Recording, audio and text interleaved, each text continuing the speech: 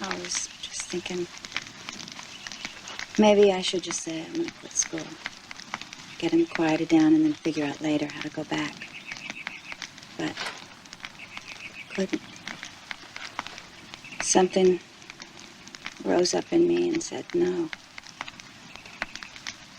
If you say it, Mickey will win just like he always has, and you'll never go back to school again. I went back inside and Mickey started punching me. And Christy ran over to Flossie's to call the police. Was he hitting you when the police pulled up, Nancy?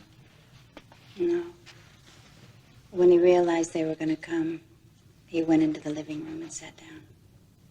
And what happened after the policeman left? Well, hello there, Hireling. Saturday, March 2nd, 1:08 in the afternoon. You just got off the phone with your daily phone call from Samuel. Apparently the demons are jacking around with his vehicle, stopping you two from getting together. Who's doing this? Which spirit is doing this? Isn't it a great delusion? What Jesus said.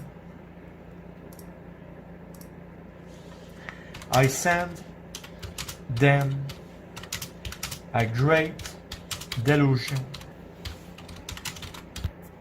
You know, I almost think that you would be the great delusion to her.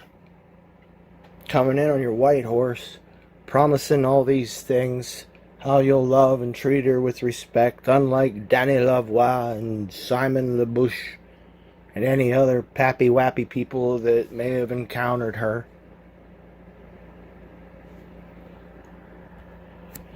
But what really are you expecting to happen? Let me ask you, Hireling, if she said, yes, I want to come live with you now, Hireling, I want to leave Simon and I want to get everything, I want my past done with me.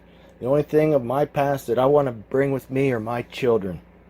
Now, it's you, Mary Ann, the 3 children, the oldest being 14, I guess, living at your parents' house, mother and father, small house. You don't have a job that I'm aware of. I don't know what your income is, and I don't rightfully care, but I'm sure it's not enough to provide for a family of 5, which you would now have to take responsibility for, Hireling. Medical, food, clothing, schooling, transportation. What's going to happen when all 7 of you are packed into that house? There's going to be some tensions rising. And you know what's going to happen? And I'm not even saying that it would happen physically, because I don't think it would. But then again, I don't know, but right now I don't think it would. It wouldn't turn physical, but it would turn psychological, and you would have such the spiritual warfare on Mary Ann, it would be sickening. Reminds me of a movie that pretty much every woman should watch. It's called The Burning Bed. Early 80s. Farrah Fawcett. They got together. She was from an abusive home, but they got together and she married this gentleman. Treated her like gold at the very beginning. Moved into his parents' house. His dad was always going, are you going to get a job? You going to get a job? Pretty soon, they had kids. Then the tension. Next thing you know, she wanted to go to school and learn. Kind of like me with my books. He denied it. Punched her in the stomach. Kicked her in the stomach. Punched her in the face. Pulled her hair all in front of her children. And kept doing it over and over and over. I had the kids wash and we sat down to eat. I remember my lip was stinging with the salt and it hit me. We were trying to be quiet and he was sitting in the living room. And then he came into the kitchen to get a beer.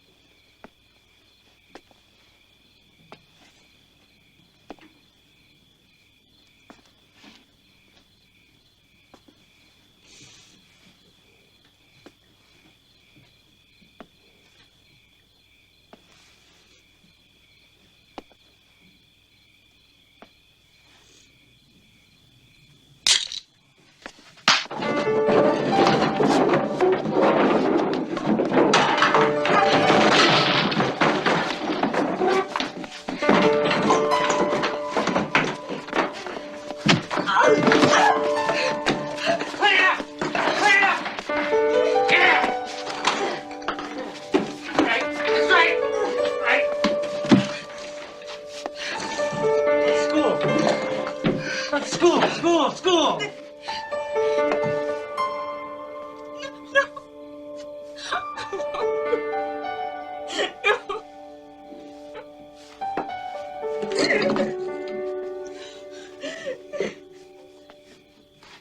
All because she wanted to go to school. Plus, he was a narcissist. It was just too late before she found out. Then one night in the drunken stupor, he raped her. Even though she said yes because it was much easier just to lay there and do it than to go through the pain of saying no. And then when he was finished, he was drunk, passed out on the bed. Thought occurred to her. She went down to the garage. Took a jug of gasoline back upstairs.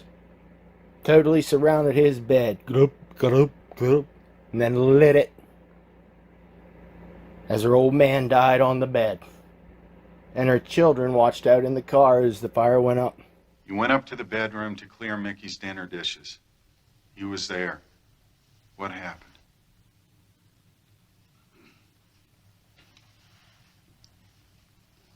He said, how about a little?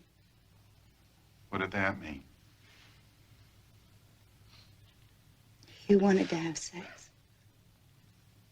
Why didn't you just say no? I knew if I refused, he'd start again. I didn't want to go through it. The kids were hungry. They were crying and stuff. And I was worried about them, so I did. How did it make you feel?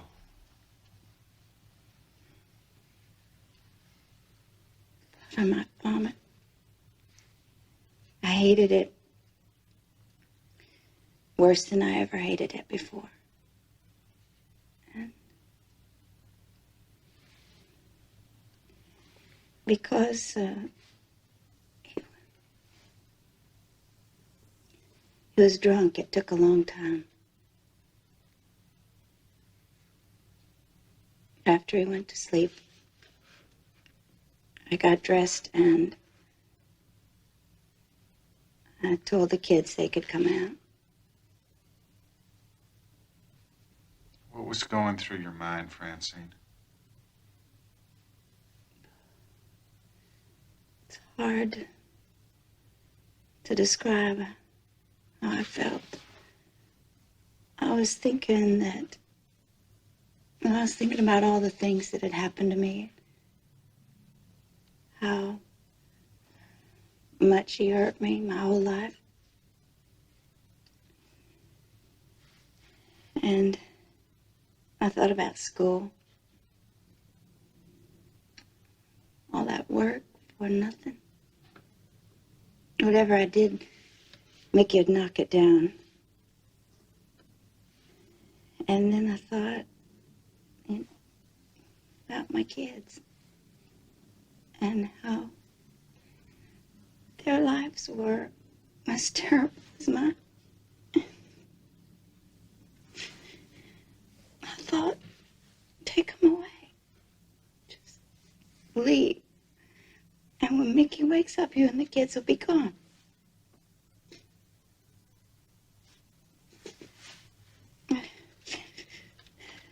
When Mickey wakes up, you kids will be gone.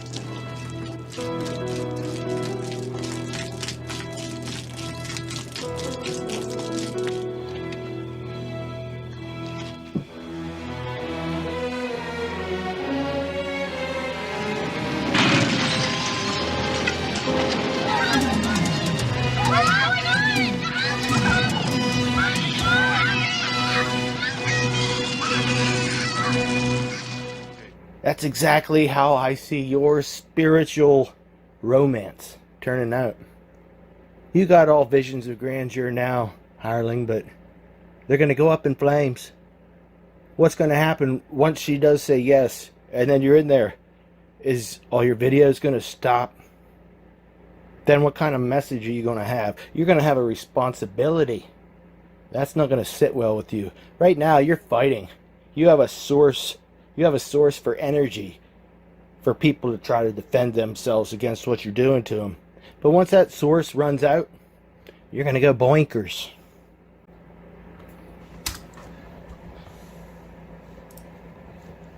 For the mystery of iniquity doth already work, it's about injustice. Only who now letteth will let until he be taken out of the way. And then shall that wicked be revealed, whom the Lord shall consume with the spirit of his mouth, and shall destroy with the brightness of his coming. Even him whose coming is after the working of Satan with all power and signs and lying wonders, and with all deceivableness of unrighteousness in them that perish, because they receive not the love of the truth, that they might be saved. And for this cause God shall send them a strong delusion, that they should believe a lie, that they all might be damned who believe not the truth, but had pleasure in unrighteousness. You seem to be convinced, just as I'm convinced. But then you make more digging.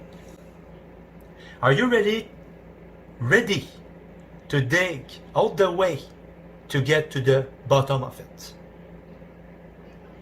Because there's still a lot of suspicious statements being made. Yep. What other lady out there would love to be married to this perfect gentleman? Just perfect gentleman. True God, Jesus, believing Christian. Listen to him.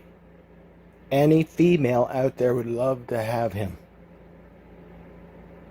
But if you were to take a poll of the people who actually listen to him and how he's treating her, and they know how it would go if they ever did get together, they're not rooting for you, Hireling.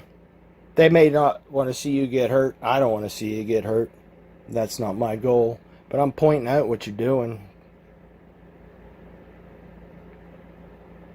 And yesterday, I think in one of yesterday's video, you said, this is it. We're going to make it happen. Almost like a call to arms. Like somebody should be watching their backside. I could be wrong, but where else has he got to go? Was he going to write more videos? I think he may just take it to the external world. His hall of mirrors that he's been using up in his head till now, they seem to be running out for him. And I really want to know for myself if I was under the delusion or if it's you. Are you really willing to go to the bottom of it, of the story? And why are you doing it like this? Why did you put your eyes to be like the other eye of the lion?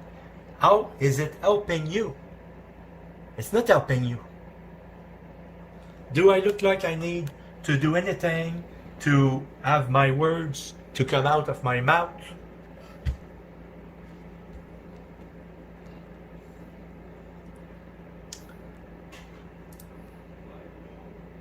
And my boyfriends being nagging about your presence over my house and your true intentions. And what was their true intention? Danny, he said, let's kiss and your cousin will be discouraged and he will go away. So what was his intention? Danny, not Danny, because that was Danny. Then Simon Larouche, he sang to Danny and he whispered to him and he bowed the head and he wanted to make sure you did not hear it because you were on the balcony. And he said, Simon Larouche said to Danny Lavoie, don't waste your time with your girls. What was his intention? And what was your intention? Because you made him 2 kids to put a shackle to his to keep the roof over your head. Now the shackle will be on your foot, Hireling. Congratulations. You got what you wanted, maybe. And if it's not the case, why he's not lifting a finger to help you?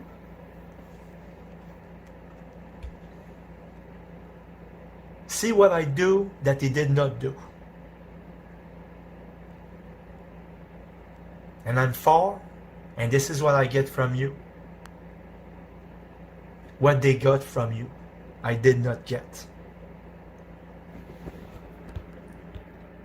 Jealousy. That's another big symptom of being a narcissist. We'll have to go through all the clips of how you're pretty much, it boils down to jealous. Why do you let them two get away with it, but I was never allowed to? Why was Pappy, what's-his-face, able to undress you with his eyes, but you were sore vexed with me when I did it? I am jealous of them all because they got to do it and I didn't. That's basically what it's boiling down to. And now you want what they couldn't have, or tried to get at least. Or, no, you want what you couldn't have, what they had. Yeah, that's what it is. You were jealous, envious, and you still are, Hireling. Until you finally admitted.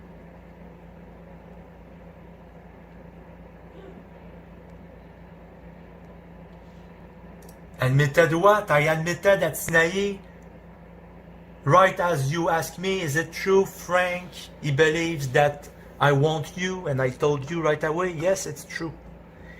I told you at the beginning what was my intention, what was my feelings towards you. You knew it. And this is why you're pressing your lips. Well, yes, that is why you were pressing your lips, not wetting them. But she could be pressing them. Hey, I don't know. She might be sexually attracted to you 100%, Hireling. Don't know, don't care. It's kind of weird, kind of ironic that I was sent to the Ark with Jonathan Kleck at the same time that the twins were there with their husbands. I think I was sent there for a purpose. I wasn't told to go there at that particular time for a purpose, but I think I helped and benefited the twins. Maybe I didn't. I don't know. But I didn't communicate much with them at all. A couple emails here and there. Jim here and there an email. Never spoke to any of them on the phone. But it's such a coincidence. Why was I now at your house, Hireling? But just like the twins showed up at the Ark, now your cousin showed up. Kind of eerie, isn't it? Why was I placed to help the twins? Maybe I didn't help them. Like I said, you know what, Marianne? You should contact the twins. Or the twins should contact you. And y'all can discuss if I was a help or not.